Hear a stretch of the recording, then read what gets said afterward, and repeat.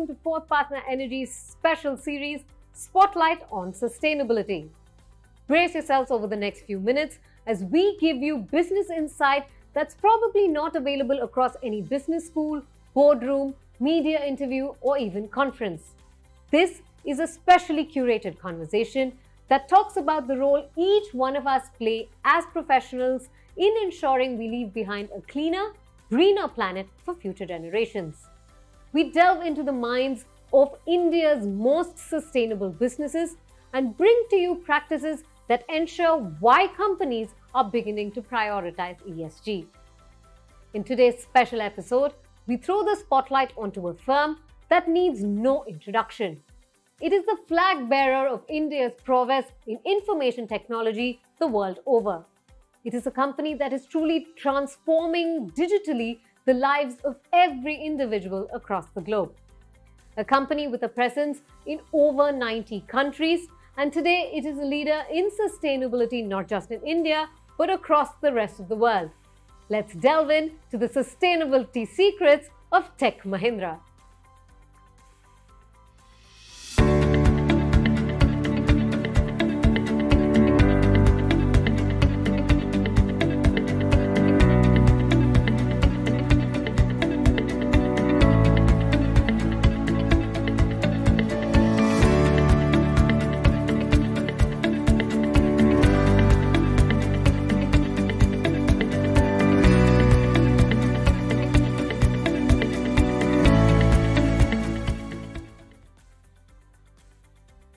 Let's welcome Sandeep Chadana, the Head of Sustainability at Tech Mahindra. Sandeep, thank you so much for making time for Fourth Partner Energy and joining us on this special episode of Spotlight on Sustainability. No, pleasure is mine, Nitya. Thanks for this invitation. Thank you so much. First, let me congratulate Tech Mahindra for being amongst one of 95 other new signatories for the Climate Pledge earlier this year. A behemoth in the field of sustainability, Sandeep. How is Tech Mahindra constantly finding new ways to actually prioritize this at a business and operational level, really? And talk to us about what the Climate Pledge really means, right? For a benefit of our viewers, it means accelerating your net zero goals, embracing harder renewable energy targets.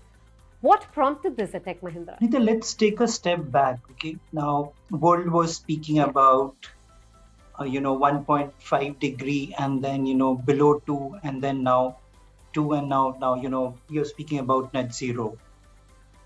What has changed exactly? You and me are in Gurgaon, right? This was the first time when you saw our temperature shooting to almost about 50 odd degrees. So you look at if the people who have to work in the daytime, how difficult it is for them. And for all this while, world was always thinking that this is going to be a future. You're not going to see this in your lifespan, or you're going to see that. So everybody was taking it very, very lightly. Other day I was just speaking to someone in UK, in UK, I understand, the challenges in the ACs, you don't have ACs. And when you have such a high climate, high temperature, how do people survive? So all these things and, the floods that we are seeing now and beyond that also the Australian fires and other things which are really getting into the scene. All these things have really brought in a kind of an emergency. And if you don't change now, so as I said, Gurgaon, it is 50. If tomorrow it is 51 or 52, could you imagine, Nitya, how it would be? Of course. So with that thing in mind, it's not only Tech Mahindra, it's every organization today is thinking about it because it's impacting one way or the other. And climate risk, which was never there in any corporates, how they were really looking at the climate risk. Now it is part of every board's agenda. And those are the things which are really brought in. And from a Tech Mahindra perspective, definitely it was always on our radar. And we started this journey. As we speak, I'll dwell more upon it. But then we started this journey quite early. Absolutely, Sandeep. And being just amongst 320 odd other countries globally having signed this pledge is no minor feat indeed for Tech Mahindra. But if we were to focus on the net zero goals that are, a part of this pledge, what are the net zero goals that Tech Mahindra has outlined for itself over the next, say, decade maybe? Nitya, what exactly started? We were the first company which had, about their science-based targets approved for 2 degrees. We were among the first few companies, and then we started looking at 1.5 degree. We had our targets where we were looking at 1.5 degrees. Then we were already now looking at net zero. So now we are committed that we will be net zero almost about 2035, and we will be carbon neutral by 2030. So that's a kind of a roadmap we have. And as I look down how my projections are going to be, so we are quite comfortable even meeting our net zero before 2035 as well. Other thing which I would want companies and the countries around the globe to focus on is around carbon pricing.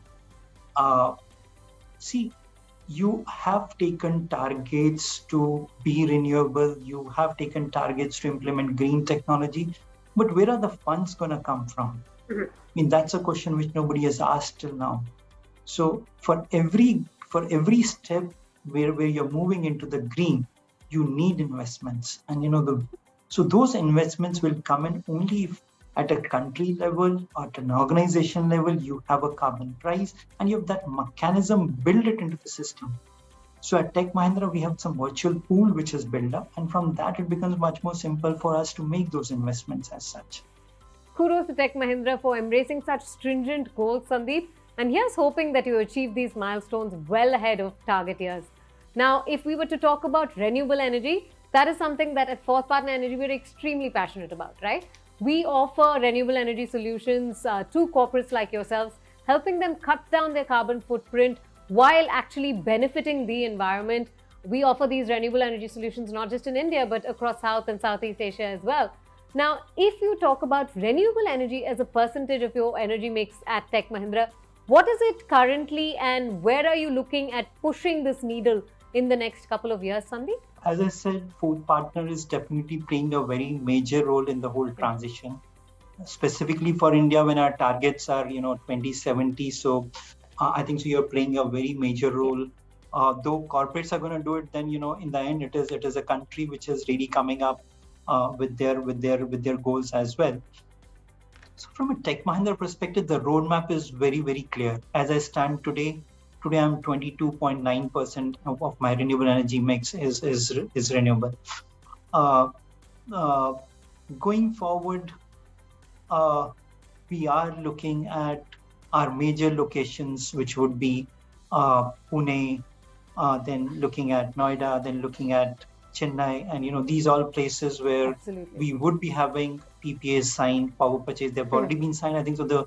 The work has already been started. That I will almost reach about 40% of renewable energy mix. That will be around 23, 24. And in my public domain commitment, I have said that I'll be 50% on renewable energy by 2025. So so that goal looks to be quite easily achievable.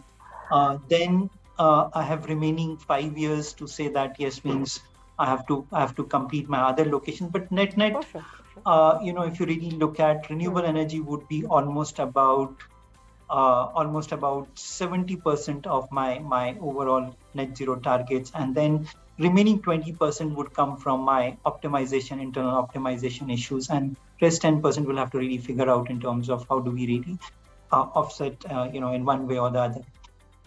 But the commitment is that all my owned locations, the locations which are owned by Tech Mahindra, will be 100% on renewable energy by 2030 itself.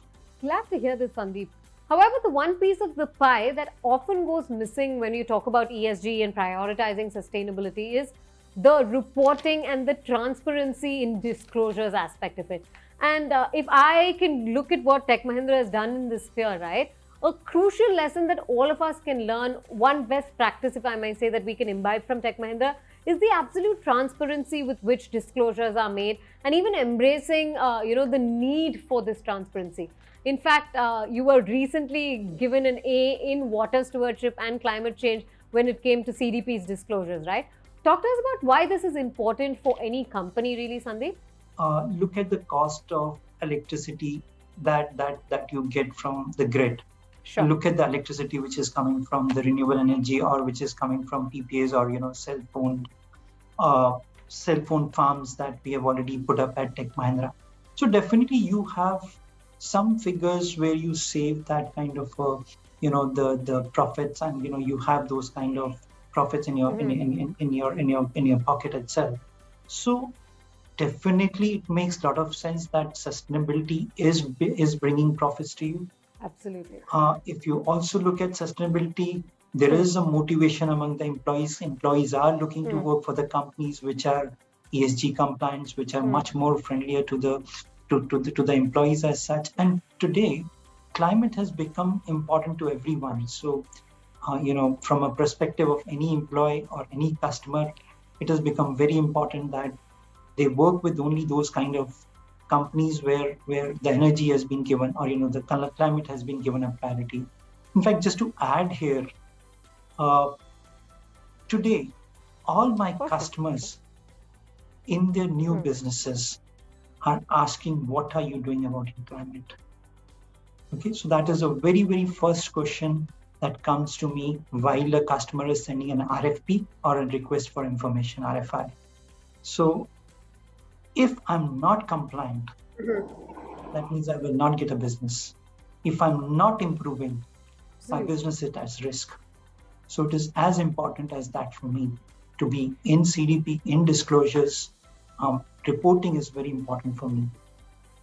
Sandeep, but then what about the argument by many of the other majority up-and-coming players who say that disclosures, transparency, prioritizing ESG, etc., is for the beefy behemoth companies with big bottom lines? Would you agree that it actually takes a lot of efforts and money to become sustainable? I will differ a bit here. Okay. You look at sustainability. Of course, there's a cost, but then there are benefits much and large. Even if a company which is starting now, a new startup, if they're going to start up in a sustainable way, they will definitely see a long ahead in their journey that this is really adding value to them. I mentioned about the cost savings that are happening today with all these things. So in every aspect you look at, it makes much more sense to be sustainable than on a regular roadmap that you will start your business with. Sandeep, I'm going to be shifting gears just a little bit, right? I'm not even going to compare the scale of operations of both our companies because it's phenomenally different. At Fourth Partner Energy, we're about 500 employees across 7 countries. And for you at Tech Mahindra, it's 1.5 lakh employees across 90 countries. But if there was one thing we learned during the pandemic, it was the importance of prioritizing not just the physical well-being of our employees, but also the mental health, right?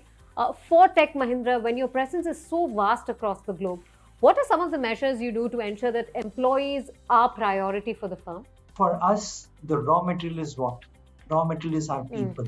Means for a manufacturing, you would have the various minerals or those kind of aspects which will be coming in. For us, we are having our resources as a people business. So keeping the tab that we have the employee base which is happy, which is satisfied, that becomes our prime priority at any point of time.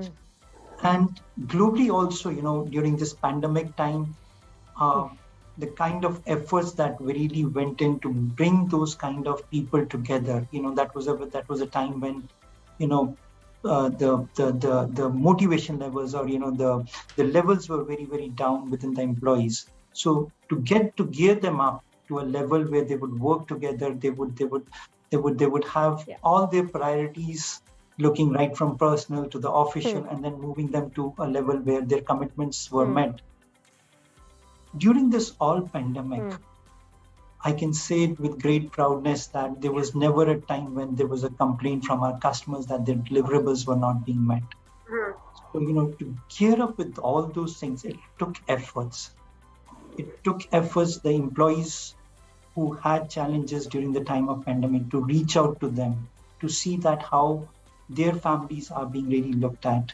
There were a number of applications which we built, which were around, mHealthy was one of the applications to name at that, how employees could really look at their own health and, really look at monitoring their health on a regular basis.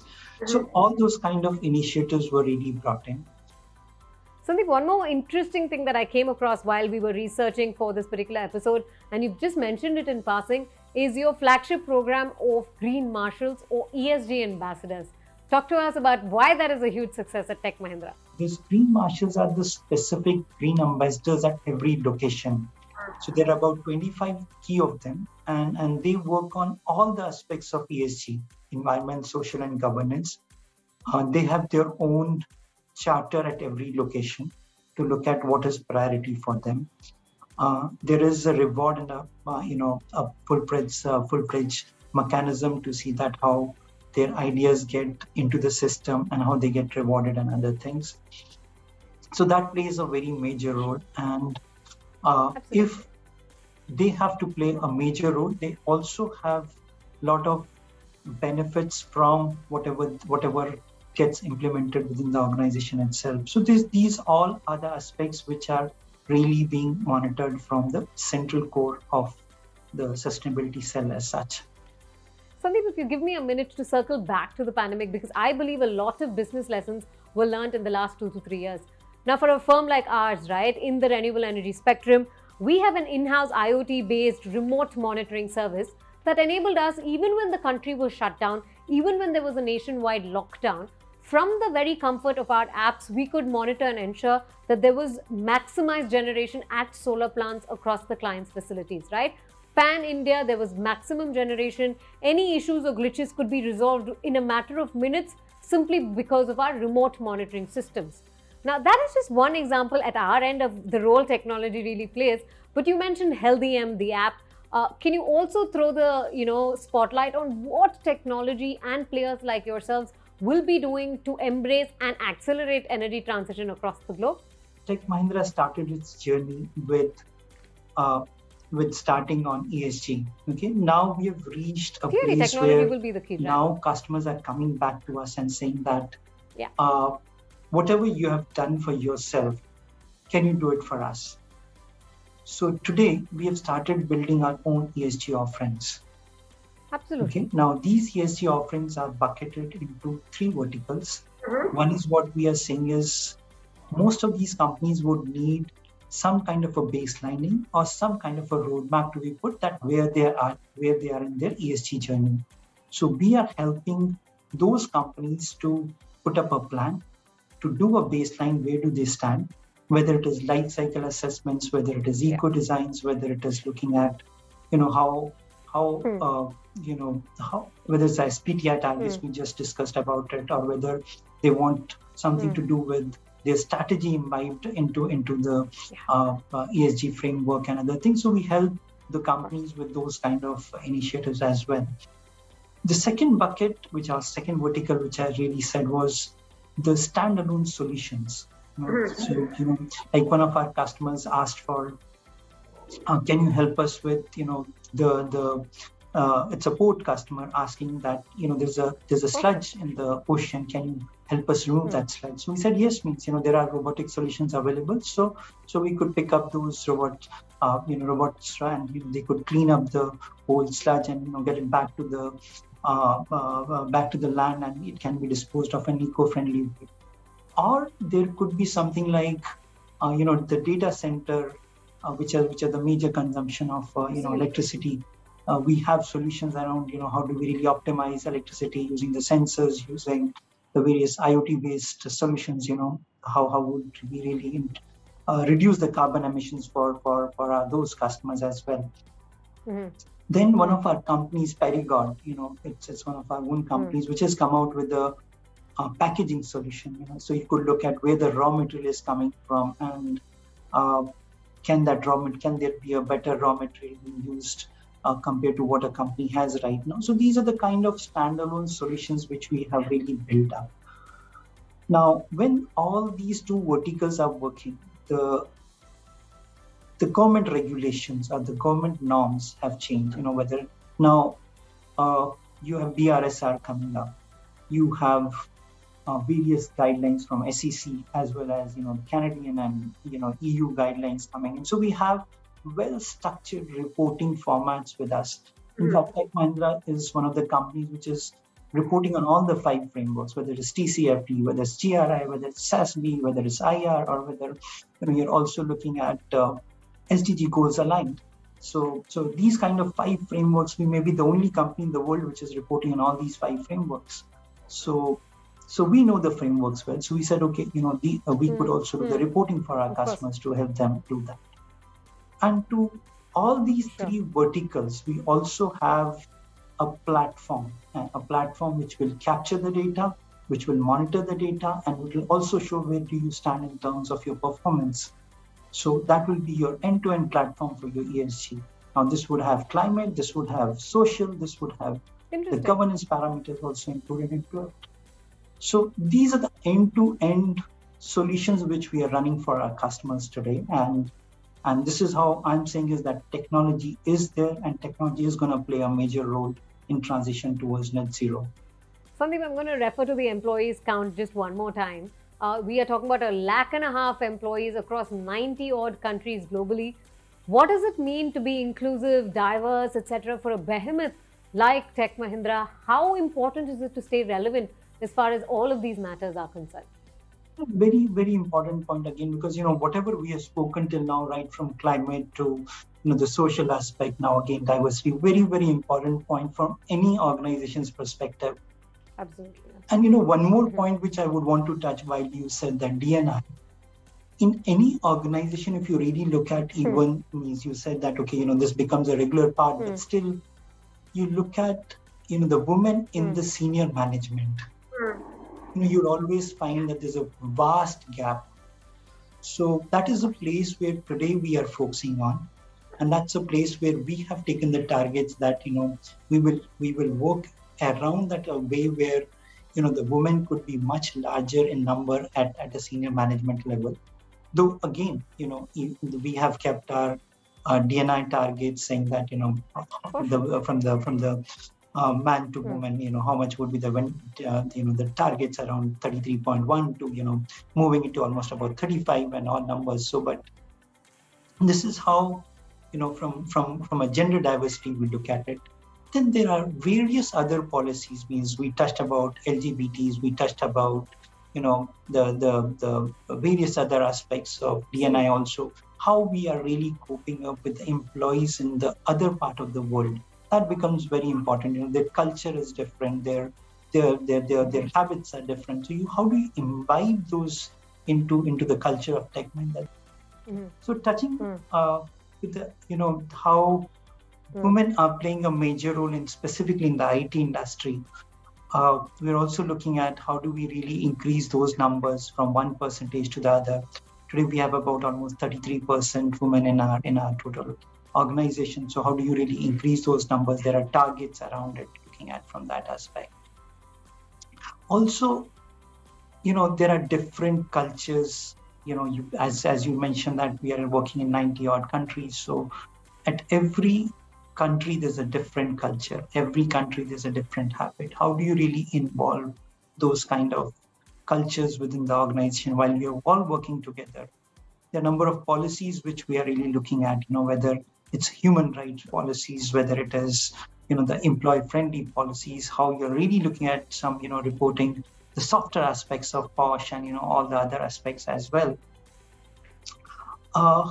One thing which I would really want to mention is that Tech Mahindra may be one of the companies which have also taken a target that all its locations would be human rights assessed by 2025. Sure. There's something what we are also doing is something called an individual social responsibility. So beyond CSR, you're also looking at ISR. That is how the employees are spending their time in the social activities, how they are going to the society and saying that these many hours they will definitely commit and put to those funds, to those activities as such. Before I let you go, if I can play devil's advocate, Sandeep, and there was a very recent article in one of the biggest media publications globally where it said it's time for companies to forget about E, S, and G because there's only one E that truly matters, and that is emissions. Do you agree? Totally differ, totally 100%, 110%, in fact, if given an opportunity. Because you look at it, environment is one part. Okay, now you're also looking at the social and the governance aspect also. Means until I have my attrition levels maintained, I cannot function. And attrition becomes a very important part of the social aspect. If my society is not happy, or the places where I'm working, if that is not working fine, it is going to be a challenge for me. From the governance perspective, if my board takes the right decisions, until there is a right governance mechanisms, my organizations will cease to exist. And just let's go beyond, okay? In India itself, you have seen so many organizations, whether it is infrastructure or whether, there are a number of banks where we had these kind of challenges. Now, why were those challenges? Because there was a lacuna in their ESG frameworks and in their ESG practices. If G part of the whole process was taken care properly, those lacunas would not have happened. Those kind of disasters would not have happened. Those kind of things you would not have seen in India. So until you focus on the S and G part, ESG journey is not complete. Sandeep Chadana, thank you so much for making time for Fourth Partner Energy in our special series, Spotlight on Sustainability. Thank you so much, and thanks the team for that. Thank you so much. This episode has been truly insightful. Tech Mahindra, not just a leader in India, but across the globe for its sustainable best practices. And we took you through a sneak peek of what it is that makes the company so successful. For all of you who are tuning in, remember, Fourth Partner Energy's Spotlight on Sustainability series is available across our website. You can check us out on LinkedIn, Twitter, Facebook, and our YouTube page. Please leave your comments, like and share this episode, and let us know what we can do to bring you more informative episodes going ahead. Goodbye, and thanks for watching.